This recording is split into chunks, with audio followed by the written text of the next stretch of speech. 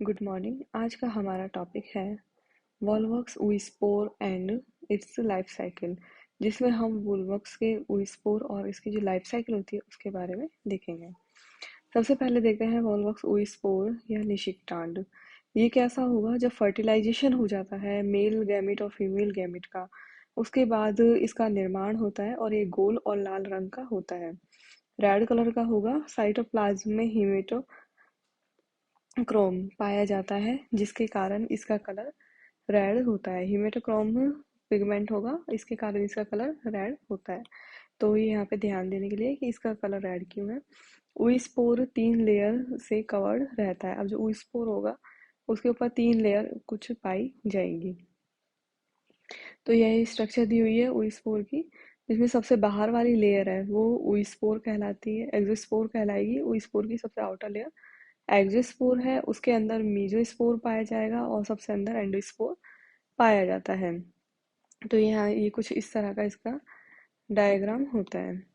फिर अब इसमें देखते हैं एक्सोस्पोर, जिसे हिंदी में बाह्यचोल भी कहते हैं, आउटर लेयर कहलाती है, सबसे बाहर की लेयर होगी और हिंदी में इसे बाह्यचोल कहते हैं।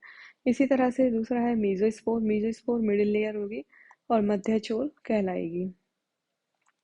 फिर थर्ड है एंडोस्पोर या अंतःचोल। यह दृढ़ आवरण होता है, मतलब हार्ड होगा, और ऊई स्पोर कई वर्षों तक सुरक्षित रहता है एंडोस्पोर के कारण ही। सबसे हार्ड लेयर होगी जो ऊई स्पोर के चारों ओर पाई जा रही है, और सबसे हार्ड होने के कारण इसकी जो रेस्टिंग लाइफ होगी वो काफी लंबे टाइम तक होती है। अब यहाँ देखते हैं जर्मिनेशन ऑफ ऊई स्पोर। जर्मिनेशन किस प्रकार से होगा। यह कई वर्षों तक सुरक्षित पड़ा रहता है। जैसे ही अनुकूल परिस्थितियां या फेवरेबल कंडीशन आएंगी, वाटर एब्जॉर्ब करेगा। वाटर एब्जॉर्ब करने से जो आउटर वॉल होती है, जो सबसे बाहर थी एक्जिस्पोर, वो क्या होगा, टूट जाएगी। एक्जिस्पोर और मीजोस्पोर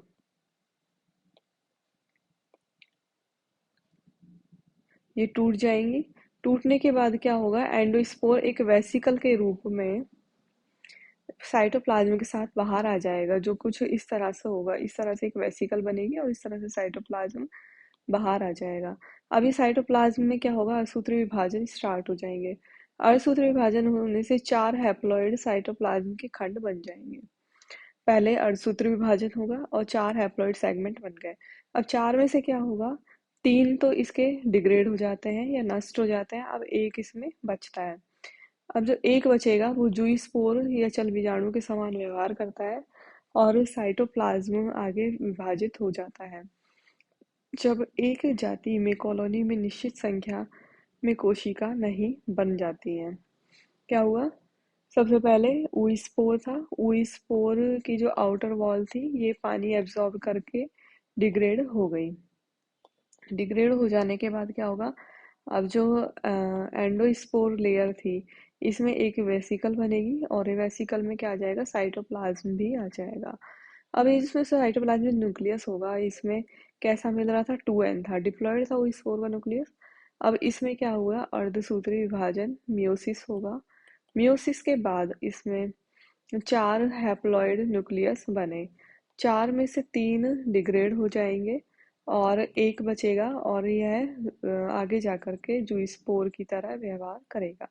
अब ये जूई स्पोर अपने यहाँ पर आगे विभाजित होता रहेगा और ये जब तक विभाजित होगा, जब तक कि वॉलवॉक्स की कॉलोनी में जो नंबर ऑफ सेल थे, जो नंबर ऑफ सेल है कॉलोनी में, वो फिक्स ना हो जाए। जितने उसमें चाहिए होते हैं, एक कॉलोनी में जितने नंबर ऑफ सेल पाए जाता है उतने ना बन जाए, तो तब तक यह विभाजित होता रहता है। यह एसेक्सुअल रिप्रोडक्शन के समान कॉलोनी और सिनोबियम बनाती है। और फिर क्या होगा, जो एसेक्सुअल रिप्रोडक्शन में जिस प्रकार कॉलोनी बन रही थी उसी प्रकार से इसमें सिनोबियम बन जाएगी। तो ये कुछ इस तरह से इसमें वोल्वॉक्सी कॉलोनी का जर्मिनेशन और किशोर कॉलोनी का निर्माण दिया हुआ है। तो इसमें डायग्राम के थ्रू ये बताया है कि जैसे ऊई स्पोर था, ये ऊई स्पोर यहाँ पर दिया हुआ है। ये ऊई स्पोर हो गया, ऊई स्पोर में जर्मिनेशन हुआ, एंडो स्पोर इस तरह से बाहर निकला। इसमें 4 हैप्लॉइड न्यूक्लियस बन गए। 3 डिग्रेड हो जाएंगे, एक बचेगा, जूई स्पोर बन गया, ये आगे जाकर के विभाजित होगा। और जब तक नंबर ऑफ सेल कॉलोनी के बराबर ना हो जाए तब तक ये आगे विभाजित होता रहता है। अब इसके बाद हम देखते हैं life cycle of Volvox. Volvox का लाइफ साइकिल कैसा होता है। सबसे यहाँ पे ए सेक्सुअल रिप्रोडक्शन का दिया हुआ है। वॉलवॉक्स है, उसे गॉनिडियम बनेंगे, गॉनिडियम से फिर डॉटर कॉलोनी बनेगी। ये साइकिल ये इस तरह से चलता रहेगा। दूसरा यहाँ पे दिया हुआ है सेक्सुअल रिप्रोडक्शन। एक तो ये हो गया ए सेक्सुअल और दूसरा सेक्सुअल रिप्रोडक्शन। सेक्सुअल रिप्रोडक्शन में क्या होगा, वॉलवॉक्स है, वॉलवॉक्स में उगोनियम और एंथ्रीडियम बने। उगोनियम से एग का फॉर्मेशन हुआ और जो एंथ्रीडियम है उससे एंथेरोजोइड का फॉर्मेशन हो गया। अब यहाँ से मेल और फीमेल गैमेट बन गए, इनका फर्टिलाइजेशन हो जाएगा। फर्टिलाइजेशन के बाद जाइगोट बन गया जिसे हमने ऊई स्पोर भी कहा। अब इसमें असूत्री विभाजन होंगे, जूई स्पोर बन जाएंगे और जूई स्पोर के बाद वापस से यंग कॉलोनी बन जाती है जो कि मैच्योर होकर के वॉलवॉक्स कॉलोनी बन रही है। तो इस तरह से इसका लाइफ साइकिल यहाँ पर देखा जाता है। वॉलवॉक्स का जो थैलस होता है वो हैप्लॉइड होता है। डिप्लॉयड फेज केवल यहाँ पर कहाँ मिल रही है, जाइगोट के टाइम पर मिल रही है।